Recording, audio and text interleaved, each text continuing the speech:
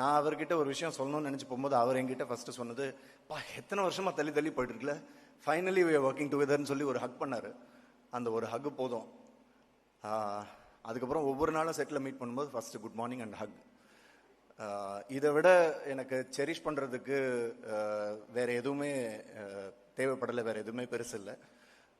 Adhik, thank you for this making my dream come true. Adhik எனக்கு கால் பண்ண உடனே என்ன வராலும் சரி இந்த படத்தில் இருக்கும் அப்படின்னு முடிவு பண்ணிட்டு தான் அதுக்கப்புறம் ஆதிக் கிட்ட பேசினேன். அவரை பற்றி சொல்லணுன்னா, எனக்கு கடைசி வரைக்கும் ஆதிக்கோட ஃபில்ம் மேக்கிங்கை புரிஞ்சிக்கவே முடியல. டவுட்லேயே தான் இருந்தேன் நான். என்னையா எடுக்கிறீங்க, எனக்கு he is not a conventional film maker. ஒரு சீன் இப்படி தான் எடுப்பாங்கன்ற ஒரு ரெகுலர் ஃபார்மேட் இருக்கும்ல, அது எதுவுமே ஆதிக்கிட்ட இருக்காது. என்ன எடுக்க போறாருன்னு தெரியாது, எப்படி மாற்ற போறாருன்னு தெரியாது. ஸ்பாட்டில் திடீர்னு டைலாக் வந்து